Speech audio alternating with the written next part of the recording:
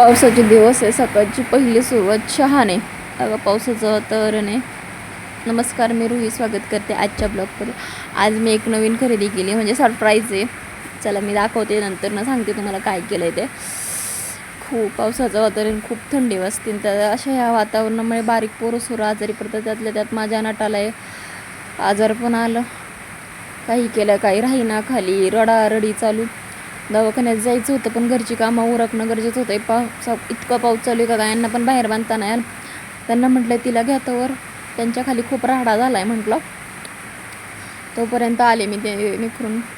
पहिल्यांदा आज रोज चप्पल घालत होते, म्हटलं आज बुटाशिवाय काही काम नाही का. मग घेतलं तिथलं सगळं ते आवरून, कारण का पावसाने खूप चिकचिक झाली होती. सगळं पटापटा पटापटा घेतलं आवरून, कारण कर्नाटक कशी दम धरत नव्हते. तिला दवाखान्यात नेणं गरजेचंच होतं. ह्या पावसाने एवढं सगळं वातावरण झालं आहे, तर पाय द्यायला जागा नाही. अशी चिक चिक चिक चिक चिक चिक चिक चिक झाली आहे. नंतरला कशी बशी म्हटलं पप्पांक खाऊन पिऊन घातली, खायला पण मागाना, काहीच होईना, राहिला आहे मागाना कोणाकडं.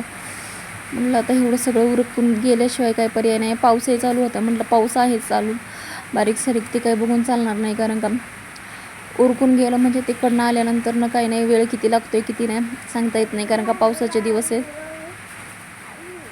मग काय बाई, आता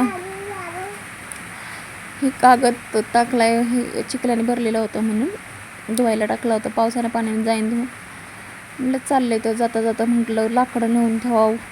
उभी करून ठेवली म्हणजे कसं निथळून जातात, आणि भिजलेली नसली म्हणजे पेटायला होतात. हे पहिल्यांदा घेतलं हे करून. पाणी सगळ्यात महत्त्वाची गोष्ट म्हणजे पावसाच्या दिवसात पाणी भरणे. पाणी बिणी भरलं, सगळं कामधंदा उरकून, जेवण खावण करून, भांडी बिंडी घासून सगळं उरकून आम्ही चाललो होतो दवाखान्यात. नटाला गार लागावं नाही म्हणून घातलं होतं. मिक्की माऊ झाली होती माझी बाई, स्वेटर बिटर घालून. ना मला घरीच ठेवलं होतं, कारण का नको म्हटलं पावसा पाण्याचे 2-2 पोरं खूप रडत होता तो. म्हटलं नको, आणि येताना काही काही आणायचं होतं म्हणून म्हटलं नको, आता त्याला घरीच ठेवलेलं बरं. जरासा पाऊस ओसरला आणि मग आम्ही नटाला घेऊन चाललो. नटा पार हसाना बोलाना काहीच नाही, किती काही नता नता नता केलं तरी नटा काही नाही. आता हे पावसाचे रस्ते झाले जरा स्लिप होण्यासारखे झालेत ना. म्हणजे पप्पांना म्हटलं जरा व्यवस्थित ना बाबा, कारण का ते रस्ते खूप खराब झालेले आहेत. आणि बघा हे पावसाचं वातावरण कसं आहे. आणि मला पण गाडीला टोक्याला थंडी वाजायला लागली, मग मी पण हुडी घातली आणि बांधून घेतली. हे बा असं रस्ता. आणि हे आमच्या ग्रामदैवत रोकडोबा महाराजांचं मंदिर आहे. गावात मी चाललं होतं. रोकडोबा महाराज म्हणजे हनुमान मंदिर आहे. आणि सगळं इकडं असं पावसाने ना हिरवाईने नटलेलं आहे. सगळं सगळं असं जिथं बघून तिथं नाही का निसर्गरम्य हिरवीगार सगळं झालेलं आहे, छान.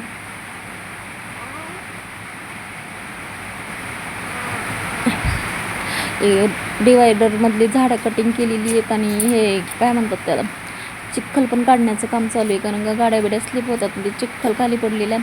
तर हे या JCBच्या साह्याने चिखल विखल गोळा करायचं काम चाललं आहे. ही अशी मध्ये डिवायडरला झाडं होती, मग ती का काढतात कशासाठी काढतात ते नाही माहिती, पण काढलेली आहेत त्यांनी. आता त्यांचं काही असेल मास्टर प्लॅन, काय माहिती आता, आपल्याला काही कोण सांगतं. असं चाललं आहे. आता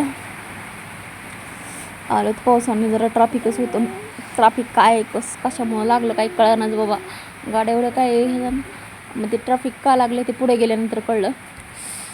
तसं बी इथं असतंच ट्रॅफिक, पण जरा जास्तच होतं. आणि गेल्या 2-3 वेळा माझ्या पप्पांचं घड्याळ नेलं होतं, पण ती एक क्लिप काय ती घड्याळाला आणत नव्हता.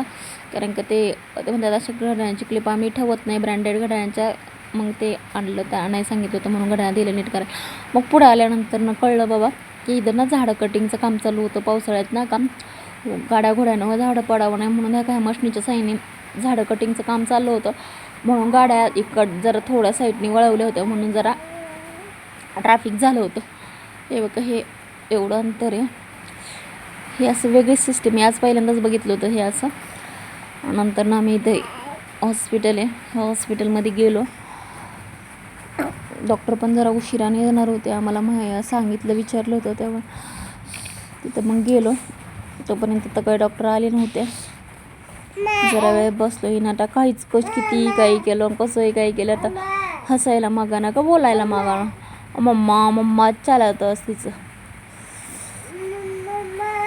असं आहे. आता शिकते डॉक्टर आले.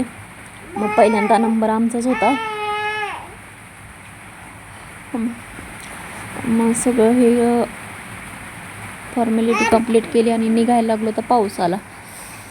तर मग जरा वेळ थांबायलाच लागलं, कारण का पावसात तर काही जाऊ शकत नव्हतं. आणि जरा पाऊस यायला लागला म्हणून कमी केलं होतं. आणि मग हे बघा, हे चप्पलचं दुकान आहे. एखाद्या हॉटेलसारखं चप्पल आहे तसंच मागवताना मला एक चप्पल यायची होती पावसाची. तिथं थांबलं.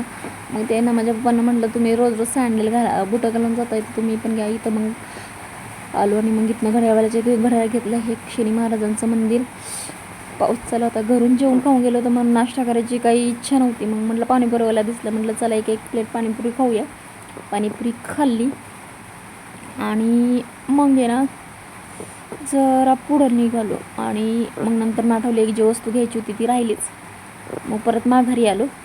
मग ती वस्तू घेतली आणि मग चाललो घरी आम्ही. आता पावसा पाण्याच्या आधी थोडा बारीक पाऊस होता तर नाटाला कवर केलं होतं. मी उडी घातली होती ना, माझ्या पप्पाने जर्किंग घातलं होतं म्हणून काय पावसाचं एवढं काही वाटलं नाही.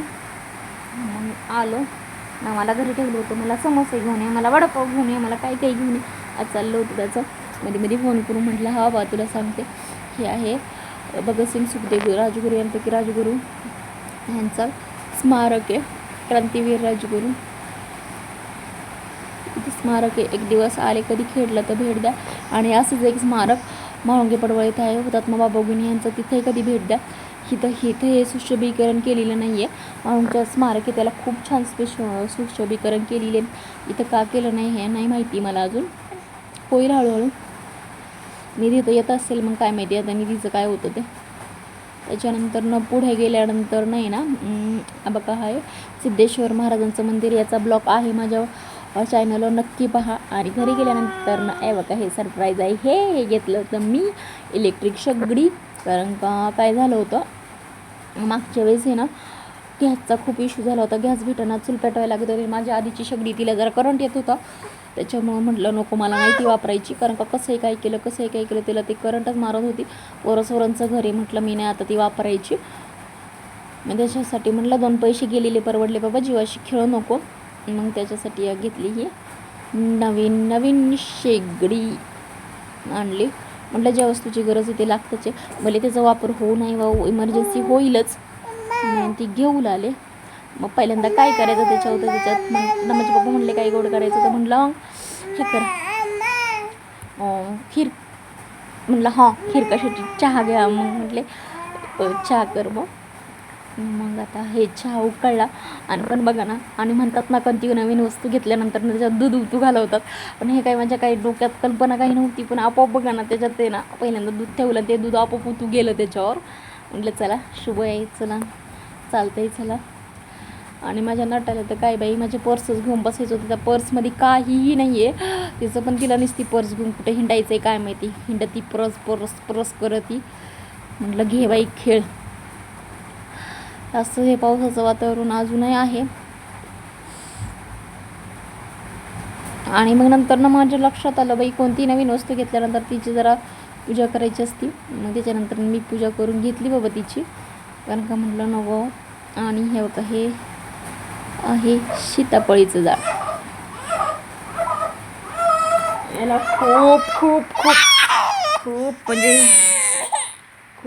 खूप सीताफळं लागलेली आहेत. आणि ते एक पक्षी आहे आणि तो खायला येतोय तिथं दररोज येतो. आता इथं काय लगेच उडून जायच्या बेताव्या किती खातोय बघा. येतोय. कसा वाटला माझा ब्लॉग नक्की कमेंट करून सांगा. लाईक करा, शेअर करा, कमेंट करा. माझी बघ खूप आजारी अशी उलू झाली होती. चालतं, भेटूया नेक्स्ट ब्लॉगमध्ये. तोपर्यंत धन्यवाद.